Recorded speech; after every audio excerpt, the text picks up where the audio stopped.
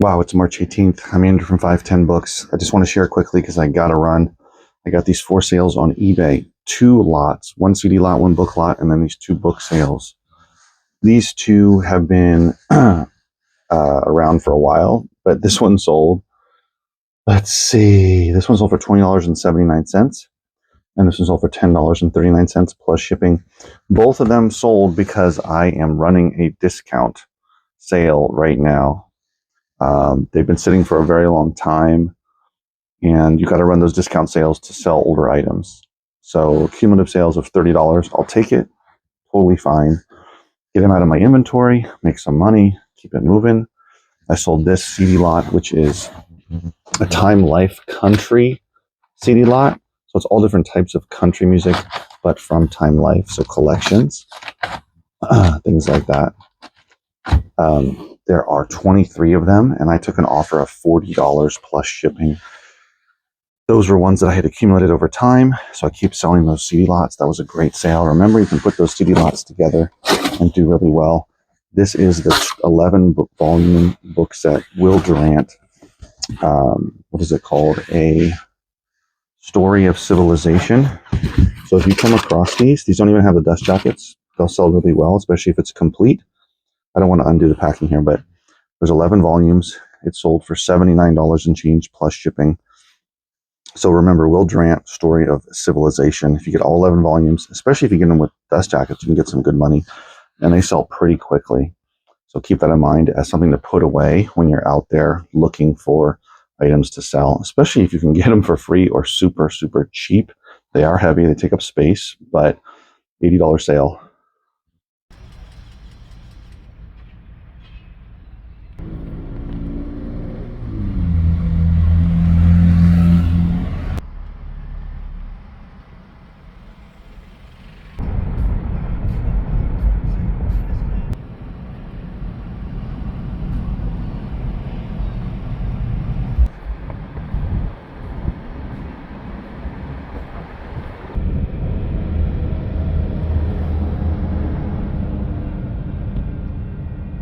All right, now I'm down at the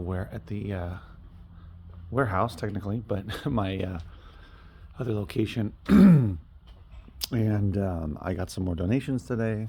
So this pallet is filling out nicely, full of all kinds of stuff. Today I got more cassette tapes here in those boxes. 1, 2, 3, 4, 5 boxes. 4 of them are books, and then 1 are VHS tapes. So, excuse me. This is turning into a nice amount of inventory to go through once I finished all of the DVDs. So I'm definitely excited about that. And of course I have, there's another box here. The white one is all books. That was donated at my second location on Saturday.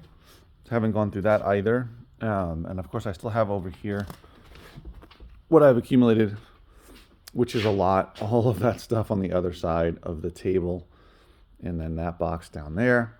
So it's a good amount that I still have to go through. And as you can see, I'm continuing to grow my the amount of quality DVDs that I'm finding to put in my store. I've got stacks over here. I've got stacks on the table. These are ones that I'm going through currently. Also, what I am doing,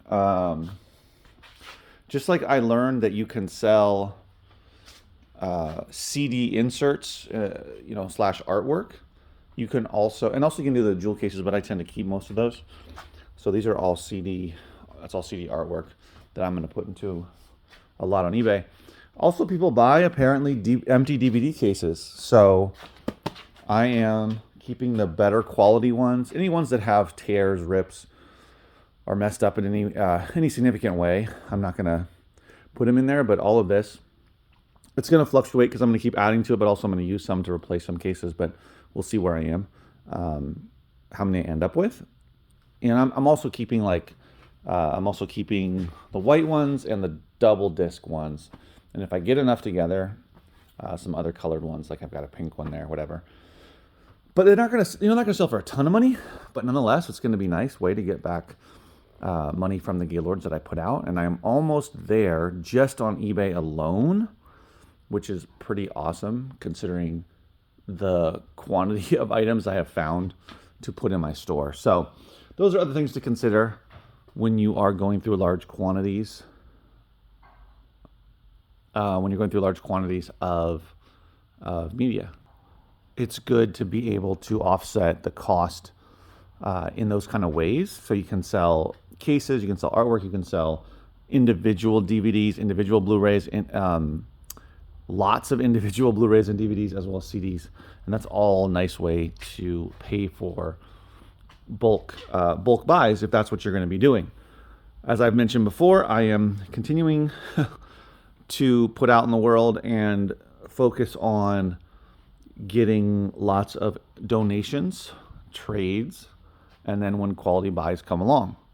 Like I mentioned yesterday, I bought all of those records, which are some really great records that I'm looking forward to going through, and cassette tapes.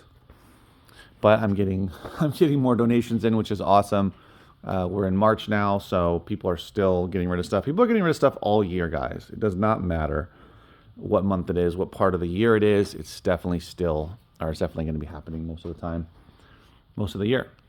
So also I wanted to talk a little bit about if anyone out there is looking to get into retail or get a small store going, physical store, brick and mortar.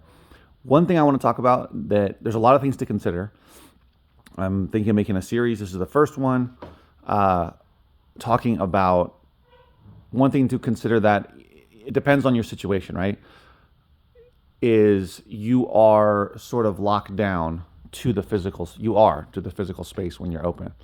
So one of the big reasons that people sell on Amazon or eBay or anywhere else online is they can, they source, they list, they ship. That's how you spend your time, right?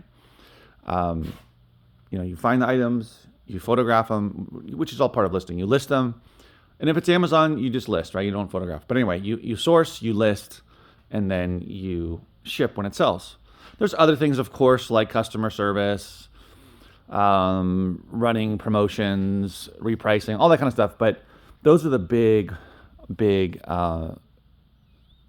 things that you spend time on. So, you could maybe you source twice a week, and then you list for, I don't know, 3 hours a day, and then you ship for an hour or two, whatever it is. But you could hypothetically be done by 12 or 1 o'clock and have the rest of the day. Now, if you have a brick and mortar store, like I do, you have to be here certain hours in this exact location. So if I'm here from 10 to 5, Thursday, Friday, I am here from 10 to 5, Thursday and Friday, and then 11 to 5 on Saturday, those hours, I can't be anywhere else. That's why I have someone who comes in certain Saturdays when my kids have things going on that I want to go to, because I don't want to miss out on a lot of these things. Obviously, I don't want to just be working all the time. Balance is great. That's another topic to talk about. But yeah, so I have to, so you have to consider that, when you have a location, no matter where it is, no matter how big it is, et cetera, you're going to be working it alone in the beginning, I presume, because if you're going to hire somebody, it's going to be very expensive. So you should do it on your own to start off, to make sure that it's going to work, et cetera. So just be aware that you're going to have to be in one location for certain hours. So if you wanted more flexibility with your schedule, more flexible schedule, then opening a retail space is probably not going to be the case. I have kids, they're in school most of the hours that I'm open. And like I said, I plan on growing this and then hiring somebody to help expand the hours, that kind of thing. And that's the idea, right? But in the beginning, you gotta build it. You gotta find your customers. They gotta trust you. You gotta trust them. It's gotta work out, and that takes time, not just months, but potentially a year, 2 years, 3 years. So you're gonna have to commit to being at that location. So like me, I'm really close to where I live, like 3-minute drive away. So that's great, but at the same time, I'm here, which I don't mind. I like it because while I'm here, whether I have customers or not, and it's, it fluctuates from day to day, right? If I don't have customers, I'm working on sorting, I'm working on listing, all that kind of stuff. And then when they're here, of course, I'm helping customers. So just consider that, right? Is your flexibility or time freedom is going to be limited a little bit when you do have retail. If that's not something you're interested in, then you probably should not do retail. Unless you're doing very limited hours, unless you're going to do, I'm only going to be open on Saturday and Sunday. I'm only going to be open on Thursday, Friday, Saturday, like I did, that kind of stuff. Sure. And that's probably a good way to start anyway. But just keep that in mind, guys. Debate that really seriously, whether you want to do that. All right, guys, if you enjoyed it, let me know. Hope you enjoyed the video. I'll see you in the next video. Take care.